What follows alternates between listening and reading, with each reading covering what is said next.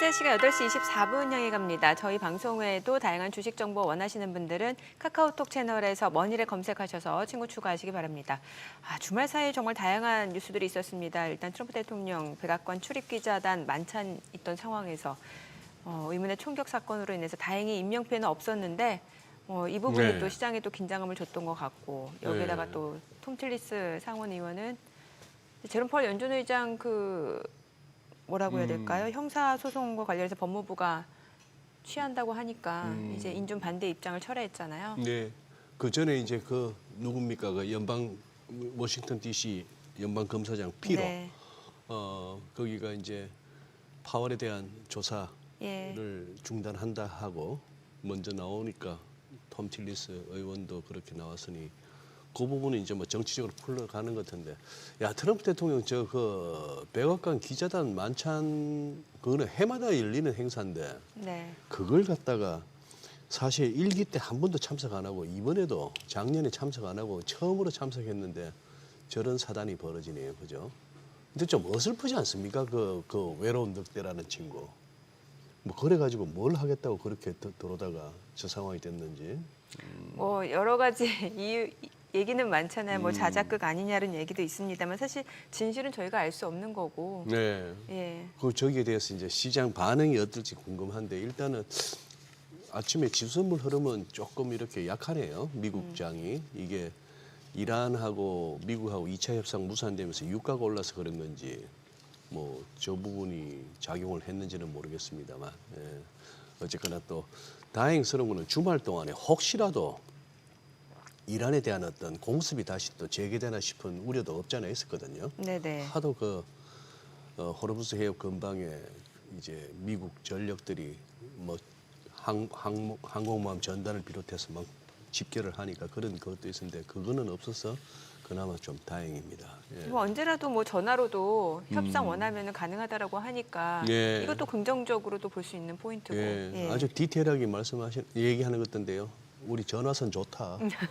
전화 잘 된다. 그러니까요. 그나저나 밥들은 안 먹고 갔나 그날 만찬에 그 많은 기자들하고 다. 그 상황에서요? 궁금하네. 저는 그거는 안 궁금해서 모르겠어요. 네, 저는 함께하실 분 모셔보겠습니다. 신한 프리미어 패스파인더 오건영 단장님 함께합니다. 어서 오세요. 네, 어서 오세요, 안녕하세요. 단장님. 안녕하세요. 모처럼 나오셨습니다. 불러주셔서 감사합니다.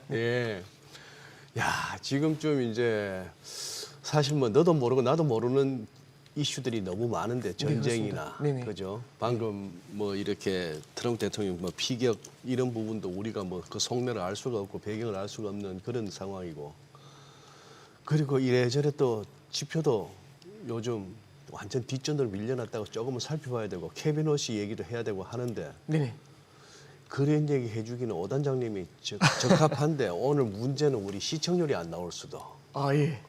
다들 지금 월요일부터 지금 뭐가 날아갈까?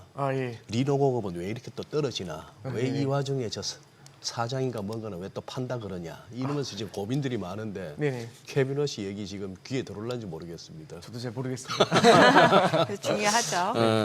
아니 이거는 어떻게 보세요? 이거 총격 사건은 어떻게 보셨어요, 오 단장님은? 그러니까 저도 이제 딱 이 총격 사건 보면 거의 대부분 다 똑같은 기억을 떠올릴 것 같아요. 24년도 아마 제 기억에 7월이었을 거예요. 그 대선 전국이었지 않습니까? 그 대선 전국에서 이제 피격 사건 비슷하게 일어났었는데 그 이후에 이제 오히려 트럼프에 대한 지지층이 이제 결집을 하게 되면서 그러면서 이제 인기가 크게 뛰었죠. 그리고 그때 나왔었던 단어 중에서 트럼프 트레이드라는 단어 아마 지금은 기억나시는 분들 별로 없으실 수 있는데 그 단어가 나오면서요. 되게 시장에 힘을 좀 받았던 그리고 이제 트럼프 대통령도 지지층을 갖다가 많이 끌어모았던 그런 기억이 있습니다. 물론 이제 이번에도 그럴 가능성이 있다고는 하는데요. 근데 그때보다는 뭔가 앞서도 말씀해 주셨지만 뭔가 석연치 않은 구석이 있다 이런 얘기들도 사실 여론을 통해서 좀 심상치 않게 좀 흘러나와요. 그래서 물론 뭐 저도 그 내막이야 잘 모르겠지만 일단 첫 번째 우리가 볼 수 있는 거는 그때 당시하고 지금은 조금은 좀 다른 게 있습니다. 뭐냐면 당시에는 트럼프 후보였죠. 대통령이 아니라. 그리고 지금 트럼프의 지지율이 떨어진 가장 큰 이유는 트럼프 집권기에 일어나고 있는 현재 첫 번째는 전쟁에 대한 이슈가 있고 두 번째는 어포더빌리티에 대한 이슈죠. 결국에는 물가가 굉장히 높고 그러다 보니까 이제 렌트비도 높고 하니까 먹고 살기가 힘들다라는 것. 이런 것들이 지지율을 낮추고 있는 건데요. 지금 이 상황에서 저것만으로 다 지지층을 갖다 끌어모은다. 이거는 이제 24년도하고는 조금 좀 다른 모습이 아닐까 그런 느낌은 좀 듭니다. 그래요. 그러니까요. 약간 꿈보다 해몽인 것 같아요. 사실 총격 사건이 일어난 건 진짜 엄밀히 말하면 진짜 큰 사고인데. 물론 그렇습니다. 예, 이거를 약간 뭐 자작극이다라고 해석하는 거는 네네. 좀 또 어떻게 보면은 너무 나아간 걸 수도 있는 거고 알 수가 없는 상황인 거고. 예, 그렇습니다. 뭐 이제 그걸 뭐 내면이야 우리가 알 예. 수 있는 건 아니겠습니다만 이제 이 자체가 그래서 저도 이제 내용을 바라보는 게 예. 이게 이제 24년도 7월하고 지금하고 비교했었을 때는 예. 과연 이게 지지층을 결집하는 그렇죠. 효과가 어느 정도 되겠는가라고 보면은 그때에 비해서는 그 임팩트가 크지는 그러니까요. 않다. 네, 이렇게는 좀 생각이 되고요. 네. 다만 이제 한 가지 말씀드릴 수 있는 거는 시작을 할 때 이란과는 이제 선을 긋는 모습을 맞아요. 보였죠. 예. 글쎄. 예, 이거는 바로, 예. 예, 그렇습니다. 그럼 이거는 사실은 이 전쟁이 사실 요거하고 연관이 돼버리면은 장기화될 수 있는 리스크가 있죠. 근데 이런 것들도 좀 어느 정도는 해지를 하는 효과들은 있어서 이런 면은 좀 다행이라는 느낌을 좀 받았습니다. 그러니까 트럼프도 뭔가 좀 종전을 빨리 원한다라는 건 확실하다라는 거죠. 네, 그렇죠. 네. 예. 그 발언 나오는 거 보니까 빨리 전쟁을 마무리 짓고 싶어 한다는 건 확실히 느껴지더라고요. 네, 그렇습니다. 네. 예. 그 유가 좀 여쭤볼게요. 지금 네네. 어찌됐건 그 2차 회담이 지금 무산된 상황에서 물론 추가적으로 얼마든지 협상 가능성은 열려 있는 상황이고 지금 유가는 지금 높은 상황이잖아요. 근데 네네. 문제는 이게 앞으로 더 높아지면 더 문제라는 거고 다만 여러 가지 이제 각국에서 지금 비축률을 계속해서 방출하고 있기 때문에 아직까지 이 부분은 조금 안정된 부분이 있는 것 같은데 어떻게 봐야 되나요? 네, 진짜 결국에는 지금 단기적으로 국제 유가는 결국에는 저기 전쟁이 언제 끝나느냐 여기에 대한 디펜던시가 굉장히 예. 강한 것 같아요. 근데 이제 한 가지 좀 말씀드릴 게 시장에서는 이제 그 기대를 갖고 있는 건 유가 선물 시장에서는 여전히 유가가 예. 예를 들어서 7월, 8월 이후에는 유가가 내려올 것이다 이렇게 보는 예. 이유는 결국에는 이 전쟁이 머지않아 끝나지 않겠어? 라는 거고 예. 현물 시장에서는 지금 자금을 갖다가 이 원유를 구할 수 없다 보니까 예. 나타나는 문제 때문에 현물 시장에서 유가가 높은 거거든요. 예. 그러니까 유가 자체에서도 선물 시장에서는 여전히 낙관론을 좀 가지고 있는 것 같아요. 네. 근데 이런 낙관론에도 불구하고 전쟁이 계속 차일피일 미뤄지면서 휴전이 그렇게 되면은 결국에는 유가가 다시 뛰어오르는 모습으로 나타날 수가 있습니다. 그래서 첫 번째는 이제 전쟁이 언제 끝나냐가 좀 문제인 것 같고요. 근데 이제 우리가 좀 고민할 거는 사실 전쟁이 언제 끝날지를 저희가 예측을 할 수는 없지 않습니까? 그래요. 네. 그보다는 원유 시장을 바라볼 때 저도 좀 고민하고 있는 부분은 이게 전쟁이 끝나면 과연 유가가 어떻게 될까 이제 이겁니다. 당연히 이제 많은 분들이 생각하시는 것처럼 전쟁 직후에는 아마 유가가 좀 안정이 되게 됐죠. 그런데 문제는 질문은 이렇게 바뀔 것 같습니다. 전쟁 이전의 수준으로 유가가 돌아갈 수 있겠는가? 이 질문이 아마 예. 제 생각엔 더 크게 예. 부각이 될 것 같아요. 네. 참고로 전쟁 직전에는 유가가 60달러 수준 정도 됐습니다. WTI 그렇죠. 기준으로요. 이게 이제 전쟁이 한창 강해졌었을 때는 110달러까지 뛰어 올랐다가 지금은 이제 90달러에서 100달러 사이에서 횡보를 하고 있죠. 예. 전쟁의 결과를 기다리면서 만약에 이제 전쟁이 끝나게 되면 이게 뭐 80불대로 떨어지든지 70불대 후반으로 내려오든지 그런 가능할 것 같아요. 근데 이제 말씀드리는 뉘앙스는 뭐냐면 결국에는 처음에 있었던 2월 말에 있었던 60달러대 레벨로 다시 돌아갈 수 있겠는가라고 보면 그거는 쉽지 않을 것 같다는 느낌이 듭니다. 첫 번째는 그 중동 지역 내에 원유를 생산할 수 있는 설비가 굉장히 많이 흔들려 있고요. 네. 두 번째는 호르무즈가 풀린다고 하더라도 그 안에 있는 유조선들이 빠져나오고 그게 다시 돌아가가지고 원유를 갖다가 다시 통행을 이제 재개를 하면서 원유를 공급할 때까지 시차가 굉장히 좀 오래 걸리는 문제가 생길 것 같아요. 그리고 세 번째는 결국에는 여기서 비용 부담이 많이 늘어난다라고 보는 게 호르무즈 쪽으로의 운송료는 당연히 올라갈 수밖에 없을 것 같고요. 그리고 이제 많이 알려진 것처럼 보험료도 늘어나게 될 겁니다. 예. 그리고 또 하나는 그쪽으로 이제 항해를 할 때 사람을 구하기 힘든. 왜냐하면 지금 그쪽에서 갇혀 있는 사람들이 다시 들어가기가 쉽지가 않겠죠. 그럴 거예요. 이렇게 되면 인건비가 올라가는 문제가 예. 생기게 될 겁니다. 예. 그럼 결국에는 통학료 같은 것들이 운송비가 많이 늘어나게 되면서요. 네. 결국에는 유가에는 상승 압력을 좀 가할 가능성이 좀 있거든요. 그래서 이제 우리가 좀 고민할 거는 지금의 유가가 높아진 것도 우리가 좀 바라봐야 되겠지만 전쟁이 끝나면 이 문제가 모두 해결될 것인가라고 보면 그때 이전의 수준으로 돌아가지 못할 거라고 보기 때문에 과거보다는 약간은 좀 높은 인플레이션 압력, 에너지발 이런 점들을 좀 우리가 좀 고민해야 되지 않겠나 그렇게 생각을 합니다. 그 고민이 우리나라로 이렇게 압축시키면은 그 고민은 조금 더 커질 것 같은데요. 네, 그렇습니다. 이제 지난주인가요? 이제 예. 저기 산업통상부 장관 인터뷰 코멘트도 저도 좀 읽어봤는데요. 예. 결국에는 좀 우리가 바라봐야 될 게 이제 이런 게 있습니다. 보통 저 재고를 좀 많이 적게 가져가는 게 보통 유리하다는 얘기를 되게 많이 하지 않습니까? 예. 일반적으로 제조업도 예. 그렇고 재고 관리 비용이 드니까요. 근데 지금은 이번 이제 호르무즈 사태를 보면서 느낀 거는 이런 것 같습니다. 얼마나 값싸게 사올 수 있느냐의 질문보다는 진짜 그 원자재를 구할 수 있느냐의 문제로 좀 지금 돌아간 물량 것 같아요. 확보부터가 네, 그렇습니다. 예. 그럼 전쟁이 끝나면 각국은 어떻게 대처를 하게 될 것인가 이렇게 보면은 예. 재고를 줄일까 늘릴까라고 생각하면 아마 많은 분들이 공감하실 겁니다. 당연히 재고를 늘려가려고 생각을 하겠죠. 그러면 재고를 늘리려는 수요는 존재를 하게 될 것 같고요. 그리고 또 하나는 우리나라도 마찬가지지만 원유 수급을 갖다가 단순히 중동에서만 가져오는 게 아니라 다른 지역에서도 가져오겠다라는 코멘트도 그 인터뷰에 담겨 있었는데 네. 저도 충분히 공감을 합니다. 그러면서 이제 카자흐스탄에 대한 얘기들도 나왔었는데요. 실제로 중동산 원유를 대체를 할 때 가장 많이 고민될 것 중에 하나가 당연히 미국산 에너지에 대한 수요, 이게 이제 늘어나게 되지 않을까 생각을 하는 게 첫 번째는 에너지를 구하기에 가장 좀 이 유통망이 가장 안정적인 편이고 두 번째는 우리나라는 지금 미국한테 무역 흑자를 기록하고 있습니다. 네. 그게 결국에는 교역상에서 여러 가지 갈등을 만들게 되는데 미국산 에너지를 구입을 하게 되면은 무역 흑자 기조를 어느 정도는 좀 되돌릴 수 있는 이슈도 될 수가 있겠죠. 그러면 필연적으로 미국산 에너지에 대한 수요가 늘어날 수밖에 없고요. 근데 문제는 이게 우리나라뿐만 아니라 다른 국가들도 비슷하게 생각을 한다는 겁니다. 글쎄, 예. 그러면 미국이라는 나라에서 에너지를 조달하려고 하면 미국은 너도 나도 전화해서 에너지 달라고 하면 과연 저렴한 가격에 공급을 할 것인가 아니면은 약간은 교섭력을 발휘하게 될 것인가라고 하면 후자의 무게를 두게 될 수 있잖아요. 예, 그렇게 되면은 에너지 가격이 과거처럼 저렴한 에너지로 돌아가기가 쉬울 것인가라고 한다면 여기에 대해서는 좀 의문점이 좀 강하게 박히는 이제 그런 케이스라고 볼 수 있을 것 같습니다. 그러니까 결론적으로는 종전된다 하더라도 유가가 그 이전 수준으로 회귀하는 거는 쉽지 않을 것이다라는 네네, 그렇습니다. 얘기고 네네. 뭔가 좀 고유가 시대를 좀 받아들여야 되는 상황이 되는 거고. 네네. 그러니까 예. 고유가라기보다는 고유가의 기준이라는 건 참 기준, 어렵겠지만 예. 기존보다는 높은 유가가 형성이 될 것 네, 같다라고 예. 이제 그렇게 볼 수 있겠죠. 거기다가 환율까지 좀 이렇게 하향 안정화가 되지 않는다면 이제 분명 우리 실물 경제는 부담이 되는데 네네. 뭐 오 단장님한테 적합한 질문은 아니지만 그냥 느낌만 한번 나눠보고 싶어서 미국 주말장이 뭐 인텔 덕도 보면서 반도체 관련한 주식들이 막 날아가고 네. 필라델피아 반도체 지수는 뭐 엄청납니다. 네네. 예, 그런 상황에서 우리도 야간 선물 뭐 1%대 상승 마감하고 했는데 네네. 주말에 미국 이란 2차 협상 무산됐고 그다음에 지금 유가는 다시 조금 거기에 영향을 받았고 트럼프 대통령의 피격 사건이 있었고 이런 상황에서 아침에 궁금했던 미국 지수 선물은 약간 약하고 네. 오늘 우리 장은 어떨 것 같으세요?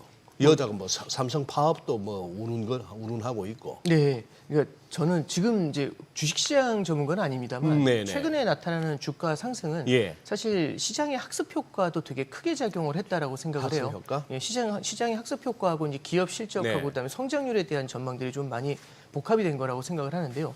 이 학습 효과의 가장 큰 핵심은 뭐냐면 지난 이제 5년 동안 예. 이제 투자자들이 많은 걸 겪어봤는데 첫 번째는 코로나를 겪어봤고요. 그리고 이제 러시아 우크라이나를 겪어봤고 SVB 은행 파산 사태를 겪어봤습니다. 예. 그리고 지난해 관세도 한번 겪어봤거든요. 예. 근데 각각의 이슈가 그때 당시에는 답이 없다 뭐 이런 얘기들도 많이 나오고 했었는데 예. 참고로 지금 관세 궁금해하시는 분들 별로 없더라고요. 저도 맞아요. 세미나를 많이 네. 해보면. 예. 근데 관세가 사라진 게 아니라 관세가 남아 있는데도 불구하고 시장이 거기에 상당히 많이 적응을 했다라는 이슈지 않습니까? 이런 것 같습니다. 뭐냐면 크리티컬한 충격이 다가오면 다가올수록 시장이 거기에 적응을 더 빨리 하는 것 아닌가 이제 그런 생각이 들고요. 예. 시장이 과거에 그런 기억들을 좀 되돌아보게 되면은 이번에 이란 사태 있지 않습니까? 예. 예. 이걸 보면서도 시장에서 느끼는 건 결국 이겁니다. 결국에는 이 전쟁은 끝난다. 언제가 될지 모르겠지만 그럼 전쟁이 끝났을 때는 우리는 어떤 포지셔닝을 하고 있어야 되느냐 이제 여기에 많이 초점이 맞춰지는 것 같고요. 저는 최근에 이제 재건 관료주도 올랐었다는 예, 얘기를 예. 보면서 그런 뉘앙스는 좀 큰 것 같아요. 그리고 두 번째는 주식시장이 채권이라든지 원자재 시장하고 다른 것 중에 하나가 주식시장에는 종목별로 차이가 다 있습니다. 예. 특히 요즘 얘기하는 게 양극화지 않습니까? 예. 예. K자 경제라는 얘기를 하고 있는데 예. 지금 주식시장에서도요. 결국엔 유가 상승이라든지 물가 상승이라든지 금리 상승에도 불구하고 탄탄한 기업 실적을 이어갈 수 있는 자산 쪽으로 그런 종목이라든지 섹터 쪽으로 자금이 좀 몰리는 경향은 좀 강한 것 같아요. 네. 그러다 보면은 이게 우리나라로 가져왔었을 때는 반도체하고 맞물려 있는 것 같고요. 그래서 이진우 대표님께서 말씀해 주셨던 그런 내용들은 주식시장에서 이 K자 경제하에서 지금의 악화되어 있는 경제 상황에도 불구하고 K자의 상단 쪽은 여전히 견조한 모습, 오히려 돈이 몰리는 모습이 말씀드렸던 학습 효과하고 맞물려서 나타난 게 아닌가 그렇게 생각을 합니다. 근데 이거하고 상대적으로 네. 채권하고 원자재 시장은 조금은 좀 다르게 움직이고 예. 있죠. 글쎄. 예, 채권 시장 같은 예. 경우는 이런 걸 보시면 될 것 같아요. 전쟁이 끝나면 과연 예. 금리가 어떻게 될 것인가? 그럼 금리가 이제 내려올 것이다 이렇게 일반적으로 생각을 할 수 있잖아요. 예. 왜냐하면 유가가 하락할 테니까. 네. 근데 앞서 말씀드렸던 것처럼 기존보다 에너지 가격이 높은 수준을 유지할 수가 있어요. 그러면 맞아요. 우리가 과거에 예. 봤었던 그 금리 레벨로 돌아가기가 쉽지가 않은 게 있고요. 예. 두 번째는 에너지 가격이 전체적으로 높은 게 다른 영역에도 이제 물가 상승으로 영향을 주거든요. 채권 시장 특히 금리 같은 경우는요. 아무래도 주식 시장보다는 인플레이션에 대한 민감도가 훨씬 더 높을 수밖에 없습니다. 그리고 또 하나는 전쟁이 끝나면 채권 시장은 필연적으로 청구서에 대한 고민을 하게 될 것 같습니다. 그 얘기는 뭐냐면 재정 적자가 늘어나는 문제가 생기게 예. 되거든요. 그렇죠. 참고로 미국 같은 경우도 이번 전쟁을 수행하면서 재정을 엄청나게 퍼부은 거지 않습니까? 예. 예. 그래서 이제 국방부에서 2천억 달러만큼 재원을 더 확보를 해야 된다라는 네. 얘기를 하고 있고요. 이런 것들은 필연적으로 국채 발행에 대한 증거하고도 맞물릴 수 있습니다. 그리고 플러스로 이제 여기서 초반에 이제 말씀해 주셨던 것처럼 케빈 허시로의 교체, 네네. 이게 연준 의장의 교체하고까지 맞물리면서 네. 여러 가지 채권 시장에는 좀 혼란을 나타내게 될 것 같고요. 그러다 보면 채권 시장이 느끼는 불안감도 좀 크지 않을까 싶습니다. 하나 더 말씀을 드리면 예. 주식 시장은 지난 3, 4년 동안 결국엔 떨어질 때는 이후에는 금방 올라온다 이런 기대가 있었는데 글쎄, 예. 채권 금리는요. 높은 수준에서 쉽게 못 내려오고 있습니다. 하이어 폴 론거잖아요. 예. 그래서 주식 시장하고 채권 시장의 온도 차이가 굉장히 크다 보니까 사람들이 어딘가가 틀린 거 아닌가 이제 이런 느낌을 좀 받지 않나 싶습니다.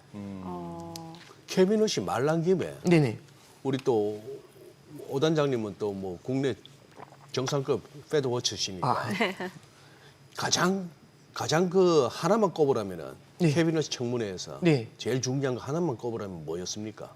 저는 독립성에 대한 이슈가 제일 독립성. 컸다라고 보고요. 독립성이 이제 중요하다라는 얘기를 굉장히 많이 강조를 했어요. 예. 근데 이제 그 독립성에 대한 이슈하고 딱 맞물려 가지고 결국에는 연준이 가져가야 되는 정책, 그러니까 결국에는 대차대조표 정책이냐 금리 정책이냐 이것도 다 독립성하고 다 맞물려 있거든요. 네. 예, 그렇게 되는 건데 이제 우리가 이제 일반적으로 독립성을 생각하면 이런 생각을 좀 하게 될 것 같아요.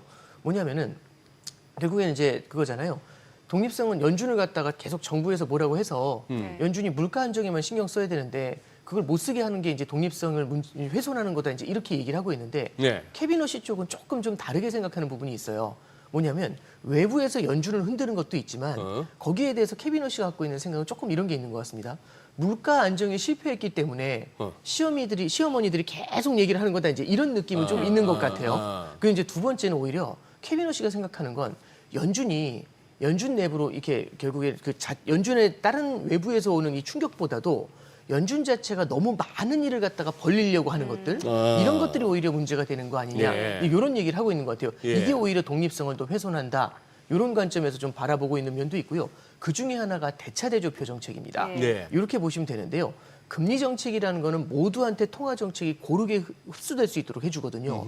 근데 대차대조표 정책은 조금 좀 차이가 있습니다. 예를 들어서 이 양적 완화라는 게 처음 시작이 된 가장 큰 이유는 2008년도 12월에 글로벌 금융위기 한복판에서요. 예. 결국에는 금융 시스템이 망가지는 것을 두려워했기 때문에 네. 어쩔 수 없이 연준이 들어와서 국채를 사줬던 거거든요. 예. 근데 케빈 허시가 스트레스를 받았었던 거는 2010년도 11월에 있었던 2차 양적 완화였습니다. 2차 양적 완화는요.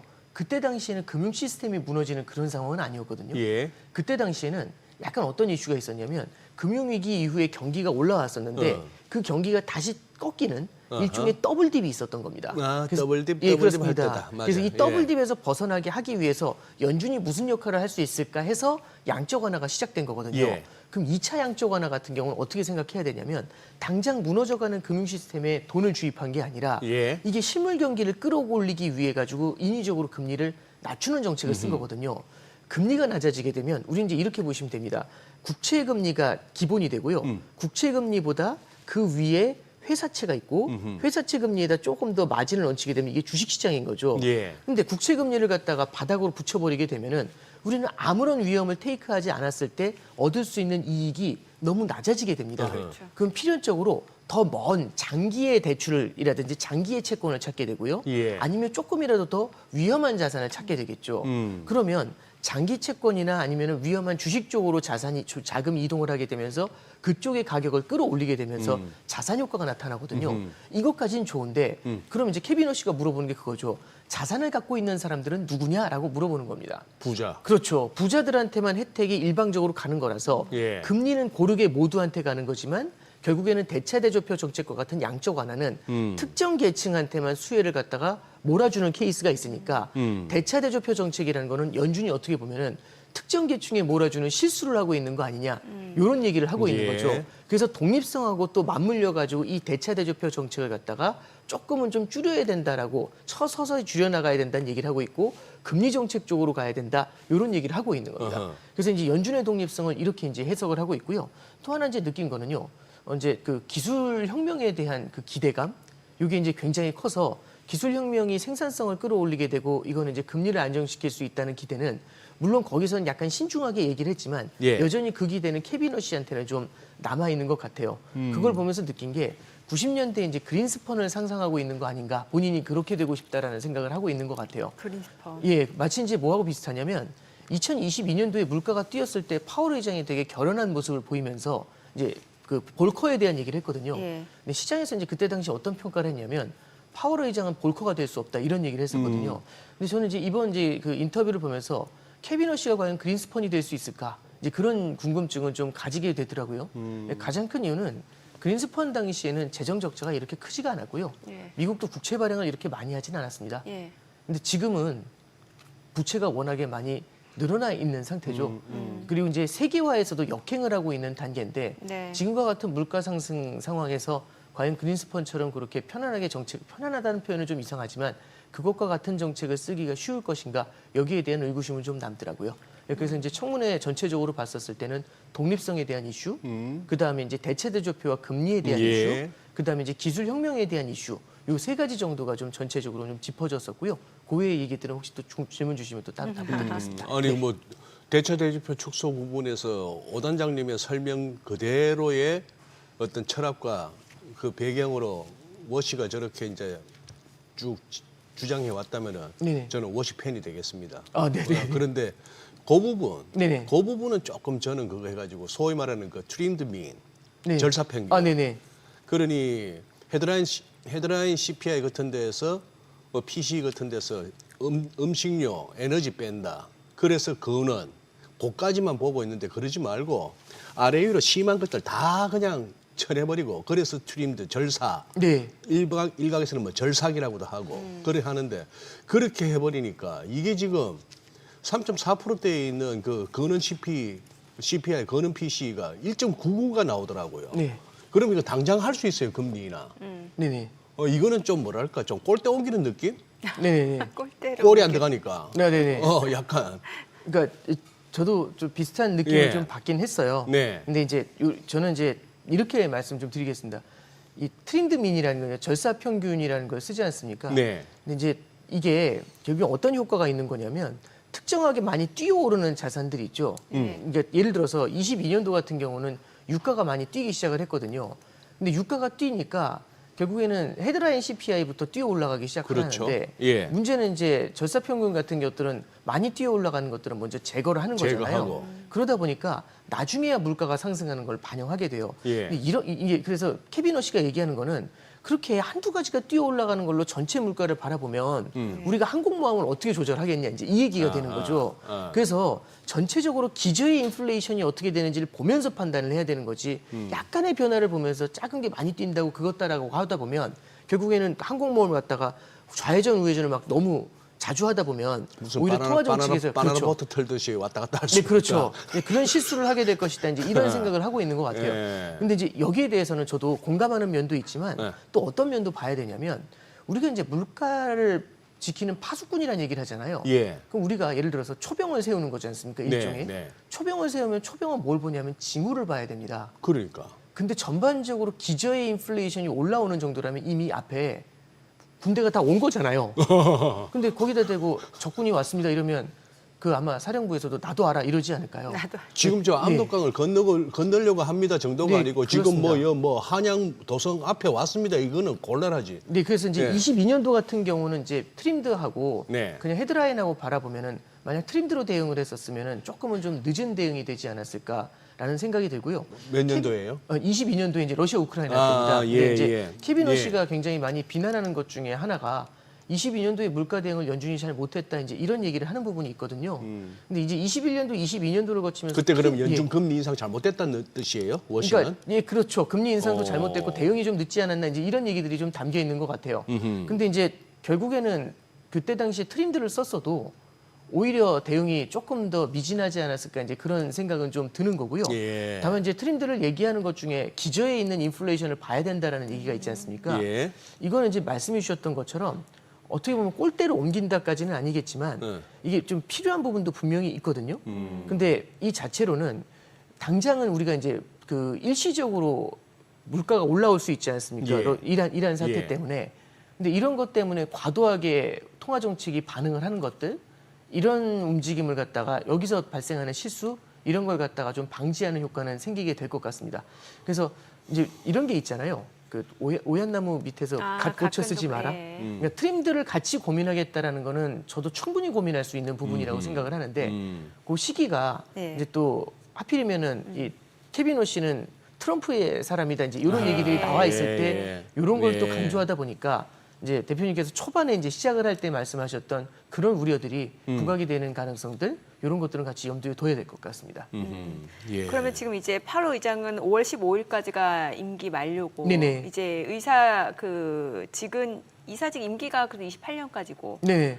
그런데 이제 문제는 시장에서 과연 그러면 이제 8호에 계속 이사직에 남아 있겠느냐, 거버너로서 있겠느냐 이거잖아요. 또 어떻게 네네네. 보세요? 그러니까 이거는 사실은 저도 이번에 FOMC 때 아마 예. 그 질문이 나가지 않을까 글쎄. 싶어요. 그러게요. 기자회견 때. 네. 이제 그 속으로 어떤 내면에서 어떤 생각을 할지는 모르겠는데 지금 어쨌든 저 검찰에서 조사가 드랍이 됐다라는 예. 거는 굉장히 좀 긍정적인 신호라고 봐요. 예. 그리고 이제 그러다 보니까 이제 폴리마켓 이런 데서도 보면은 5월 15일에 케빈 오씨가 들어오는 것에 대해서도 굉장히 확률이 많이 높아졌거든요. 예, 이런 것들은 결국에는 누가 어떻게 되든지 간에 예정돼 있는 일정대로 통화 정책이 진행이 되려면 예정돼 있는 일정대로 진행이 되는 게 그렇죠. 시장이 예측 가능하게 움직이게 해주는 게 굉장히 좋은 겁니다. 그래서 저도 좀 다행이다라는 생각은 하고 있거든요. 네. 근데 이제 이번에 이제 그 질문을 하겠죠. 케빈 예. 오씨, 저기 파월 의장한테 네. 어떻게 될 것 같습니까? 이런 질문을 예. 할 거고 개인적으로는 여기에 대해서 좀 원칙적인 얘기를 하면서 거치에 대해서는 고민하겠다 뭐 이런 얘기를 하지 않을까 싶습니다. 근데 저는 파월 의장이 남아 있느냐 이런 것보다도 예. 오히려 이제 시장의 관심은 파월 의장이 어떻게 거기서 역할을 할 것보다도 케빈 오씨가 얘기하고 있는 정책이 네. 과연 요번 다음에 이제 케빈 오씨가 이제 취임을 한 다음에 과연 이제 그 시장이 원하는 것처럼 케빈 오씨가 바라는 정책이 과연 진행이 될 수 있느냐 여기에 좀 더 초점이 많이 맞춰질 것 같아요. 왜 그러냐면 케빈 오씨는 대차대조표를 줄이는 정책을 지지하고 있고요. 네. 그다음에 금리 인하에 대한 고민을 하고 있고 그다음에 이제 트림드에 대한 말씀을 해주셨잖아요. 네. 절사평균 인플레이션이 더 중요하다는 관점들을 좀 얘기하고 있는데 과연 이게 연준 내에서도 과연 통용이 될 수 있는가? 아니 이번에 청문회 때 그 네네. 연준 의원들 척을 많이 졌다는 평가가 많잖아요. 예. 그러니까 이게 혼자 예. 할 수 있는 것도 아니고. 예. 예. 그러니까 저도 좀 고민하고 있는 것 중에 하나가 뭐냐면 이게 처음에 딱 들어왔는데 그때 밀어붙이려고 하는 게 제대로 안 되는 경우들이 생길 수가 예, 있지 예. 않습니까?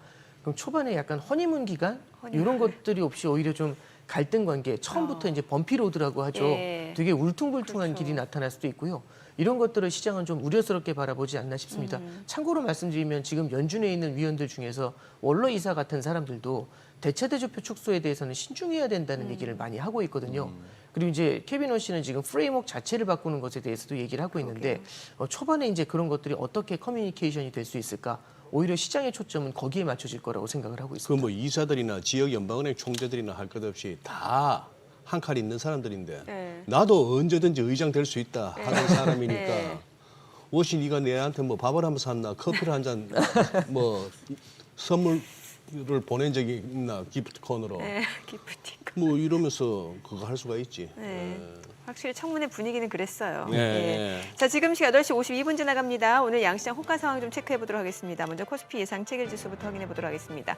오늘 코스피 1.5% 상승 예상됩니다. 6,572. 코스닥도 1% 상승 예상됩니다. 1,216으로 집계가 됩니다. 와, 지금 코스피 호가 분위기는 또 단순히 90포인트 이상 좀 급등 출발 예상되고 있는 상황이고 코스피 시가총액 상위 종목 예상가 보겠습니다. 오늘 삼성전자 0.9% 상승 출발 예상됩니다. 호가는 22만 1,500원, SK하이닉스 2.9% 상승 예상됩니다. 예상가 125만 8천원이고요. 삼성전자 우선주는 보합 예상됩니다. LG에너지솔루션 강보합권 예상되고요. 현대차입니다. 호가 51만 8천원. 그리고 삼성바이오로직스가 0.2% 상승 예상되고요. 지금 호가는 153만 1,000원. SK스퀘어가 2.4% 상승 예상됩니다. 두산에너빌리티 예상 체결가 12만 9,400원, 1.8% 상승 예상되고요. 한화 에어로스페이스도 상승 출발 예상됩니다. HD현대중공업이 2% 상승 예상되고 호가는 68만 6천원으로 집계가 됩니다.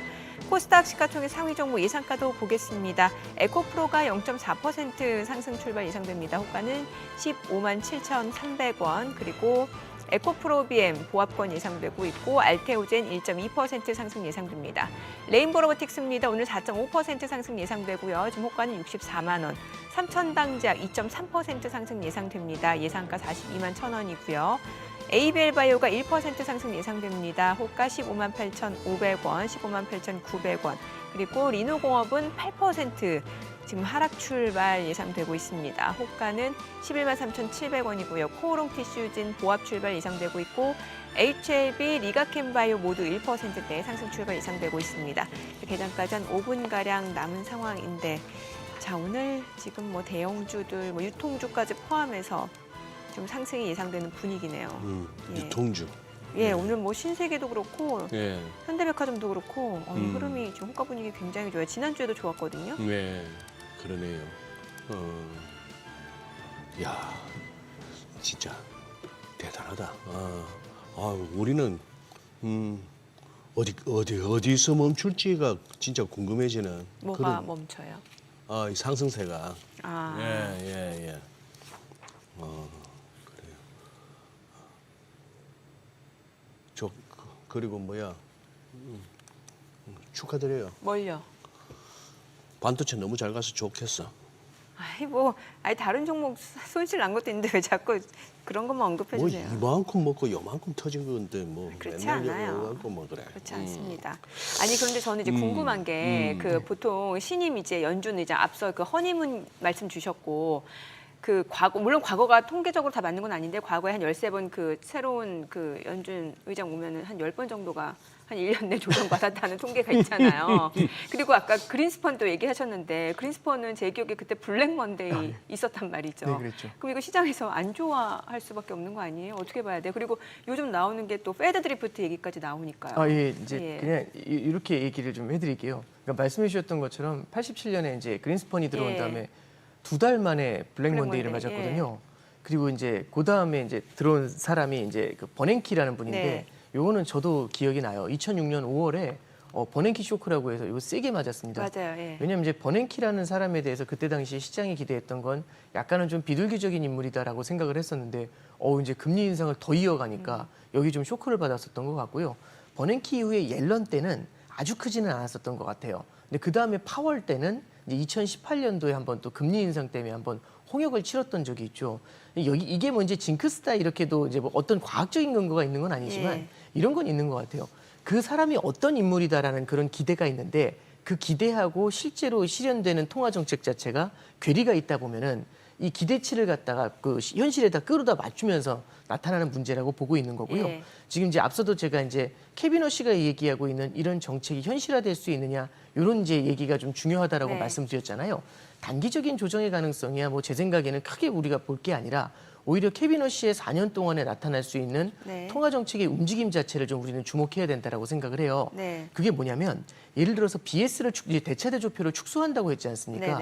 대차대조표를 축소한다는 얘기는 사들였던 국채를 갖다가 조금씩 줄여나가야 된다는 얘기예요.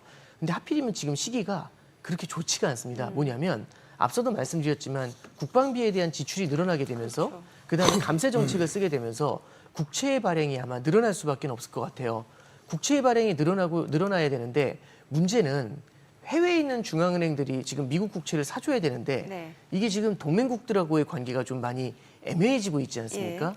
이런 것들은 오히려 문제를 만들어낼 수 있고 얼마 전에 아랍에밀레이트에서 미국에 이제 통화 스와프를 요청한 게 있어요.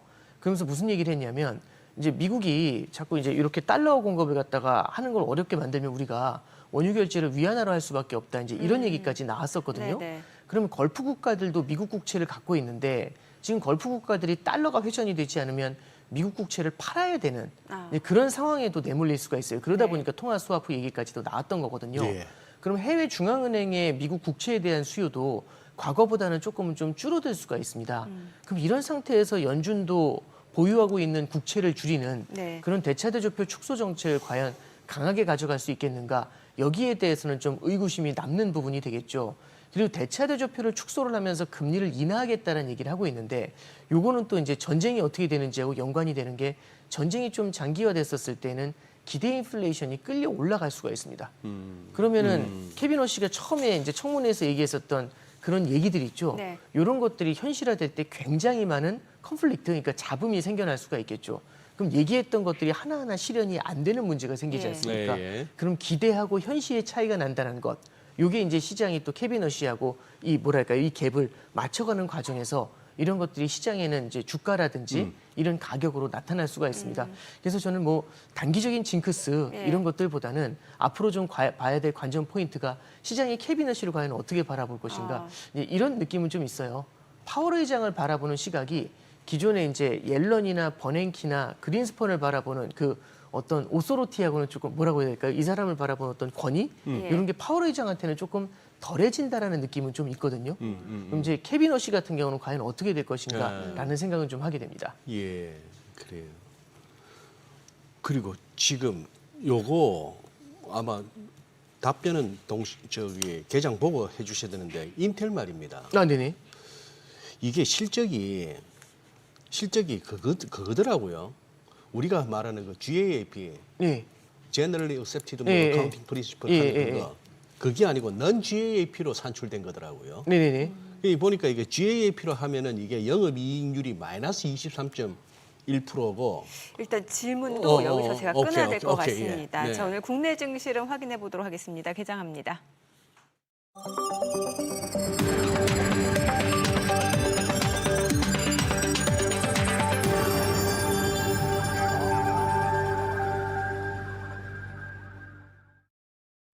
(4월 27일) 월요일 국내 증시 개장했습니다. 이번 주 우리 시장은 이제 4거래일 열리게 되고, 자, 이 가운데 이번 주 주요 기업들 빅테크 실적 발표 있는 상황이고 또 FOMC까지 예정되어 있습니다. 제롬 파월 의장의 마지막 FOMC가 되겠고, 여기에다가 이제 미국 같은 경우는 지금 뭐 나스닥 S&P 500 사상 최고치, 다우는 좀 쉬어가는 모습이었습니다만 이제 전쟁 종전, 휴전 연장에 대한 연장이 됐고, 이제 종전에 대한 기대감, 뭐 주말 사이 약화되기는 했다고 합니다만 여전히 이제 그 가능성은 열려 있기 때문에 시장은 이 부분보다는 실적이라든지 이제 통화 정책 이 부분에 좀 주목을 할 것 같아요. 지금 양시장 상승 출발입니다. 코스피가 6,541% 상승이네요. 64포인트 이상 올라가고요.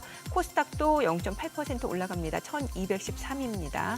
시가총액 상위 종목 시초가입니다. 삼성전자는 좀 떨어집니다. 지금 21만 9천 원이고요. 보합권에서 움직임 이어지고 있고, SK하이닉스 주가 흐름 좋습니다. 3% 이상 올라갑니다. 126만 2천 원. 삼성전자 우선주가 0.8% 상승하고요.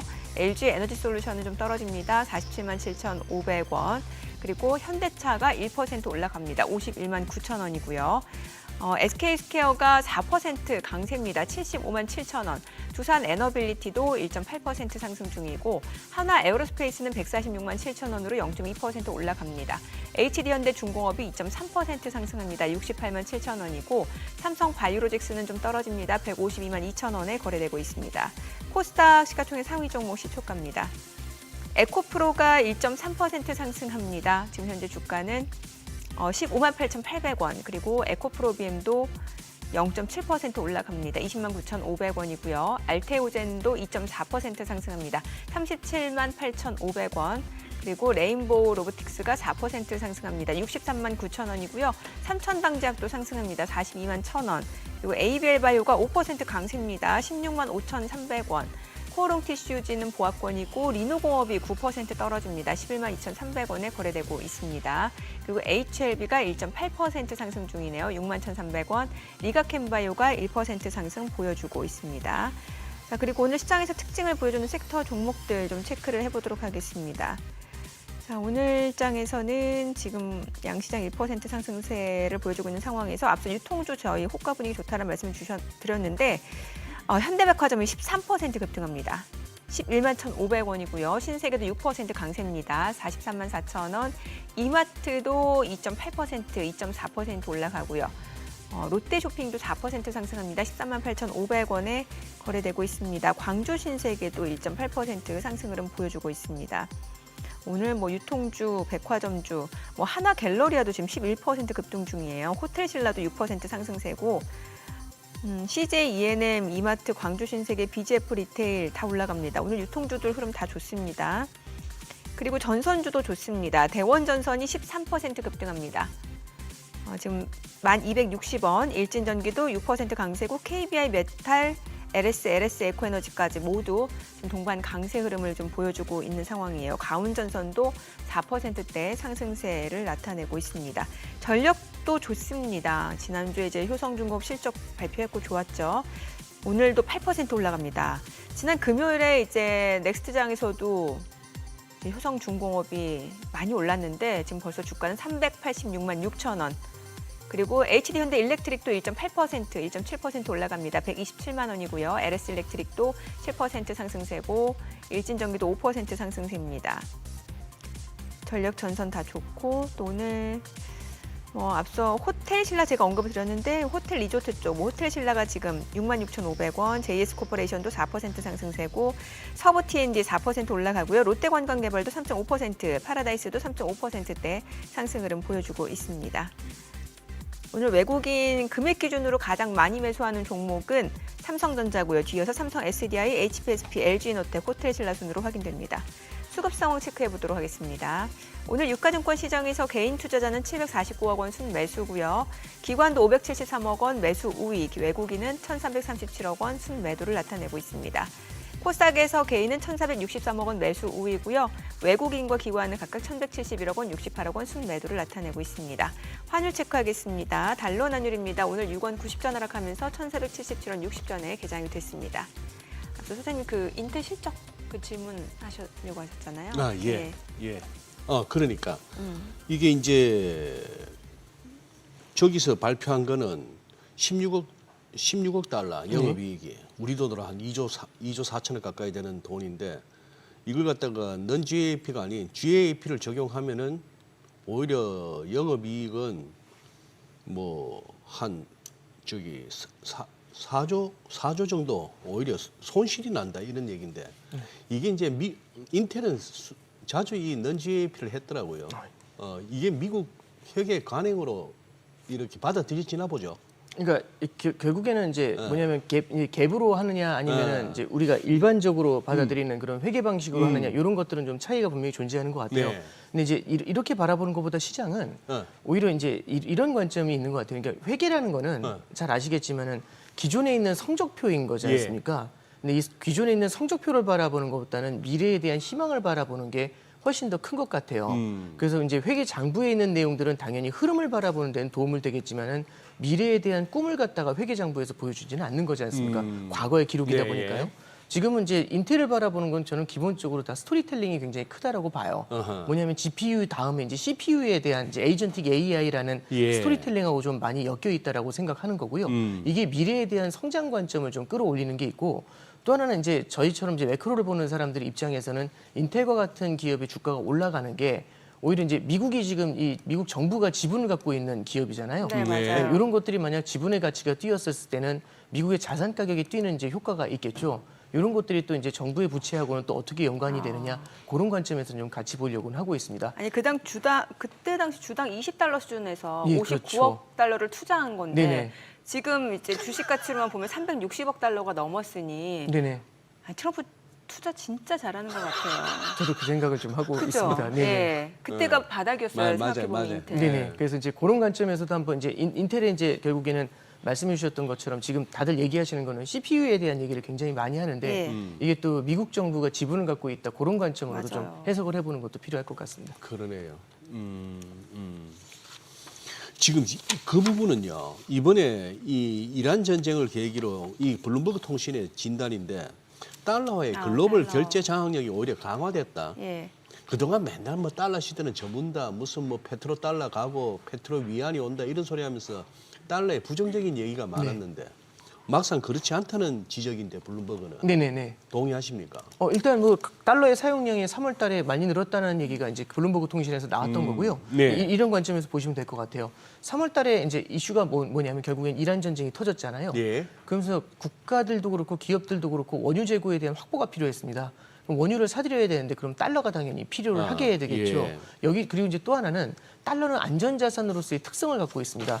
그러다 보니까 이제 달러의 쏠림이 하나 또 생기는 게 있고 세 번째는 미국 주식 시장을 비롯해가지고 전 세계에서 그래서 가장 탄탄한 시장이죠. 그런 금융시장인 달러 자산을 매입하기 위해서 자금이 몰린 것도 있다 보니까 달러에 대한 수요가 단기적으로 좀 크게 늘어난 것들 이런 거는 분명히 영향을 줬을 겁니다.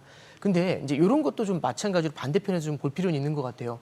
이번에 전쟁을 수행하면서 앞서도 말씀드렸지만 지금 동맹국들하고의 관계가 소원해진 것도 분명히 네. 있습니다. 맞아요. 그 두 번째는 앞서도 이제 간단하게 언급해드렸던 것처럼 아랍에밀레이트에서 미국이 이제 통화 수합을 요청을 했었거든요. 예. 예. 그리고 만약에 이 달러 자금이 유입이 되지 않으면 자기들은 위안화 결제도 고민을 해야 된다. 이런 얘기를 마치 뭐라고 해야 될까요? 미국을 되게 자극하기 위해서 언급한 거잖아요. 그랬더니 베센트 재무장관이 원래 통화 수합에 대해서는 지금 선진 5개국을 제외하고는 되게 신중한데 요번에 이제 중동 국가들에 대한 통화 수합에 대해서는 긍정적인 검토를 하겠다라는 내용을 발표를 해요. 그래서 거기 이제 워딩이 나와 있는 게 두 가지가 포인트인데 첫 번째는 만약에 이걸 해주지 않았을 때 다른 대체 결제 시스템이 발달하는 거를 억제할 필요가 있다라는 얘기를 하거든요. 네, 그 얘기는 네. 뭐냐면 달러 결제 시스템 이외에 다른 것이 나타나는 것 갖다가 사전에 방지를 하는 효과가 있다는 얘기죠. 통화 수합을 해줬을 때. 그리고 이제 두 번째는 대규모의 달러 자산 매도, 네. 그러니까 이런 것들이 나타날 가능성을 사전에 차단할 수 있다는 얘기를 하는데요. 예를 들어 보시죠. 아랍에밀레이트 같은 경우는 달러를 이제 원유를 수출해가지고 달러를 많이 벌었잖아요. 근데 호르무즈가 지금 닫혀 있어요. 예. 그럼 달러를 벌어들이지 못하지 않습니까? 예. 근데 지출은 나가야 되면은 뭘 해야 되냐면 외환보유고를 써야 돼요. 외환보유고나 국부펀드에 있는 자금을 써야 되는데 외환보유고나 국부펀드에 있는 자금은 달러 캐시보다는 미국의 국채와 같은 달러 표시 자산들을 갖고 있거든요. 그럼 이걸 매각을 해서 캐시화를 해야 이걸 갖다가 쓸 수가 있단 말이죠. 그럼 이게 문제는 아랍에밀레이트만 그런 게 아니라 중동 국가들의 걸프 국가들이 국부펀드 사이즈가 꽤 커요. 네. 그러면 이제 미국 시장에서 어떠면 달러 자산 매도에 대한 규모가 단기적으로 크게 증가를 할 수 있겠죠. 특히 미국 국채를 갖다가 팔 수가 있는데 예. 지금처럼 인플레이션 압력 때문에 금리가 높은 상태에서 국채 매도가 일어나게 되면은 오히려 좀 불안한 모습이 나타날 네. 수가 있지 않습니까? 그래서 오히려 이제 통화 수합에 대한 얘기가 한번 또 나타나게 되지 예. 않을까 그런 생각을 하고요. 그래서 단기적으로는 달러에 대한 수요가 늘어났지만 이게 동맹국하고 전쟁이 장기화됐었을 때는 오히려 달러에 대한 신뢰를 여러 가지 관점에서 좀 흔들 수 있는 요인들은 존재할 수 있다. 이런 관점들이 아마 부각이 되지 않을까 생각하고 있습니다. 네. 아쉽지만 오늘 여기서 보내드려야 될 것 같네요. 내용 잘 들었습니다. 네. 고맙습니다. 감사합니다.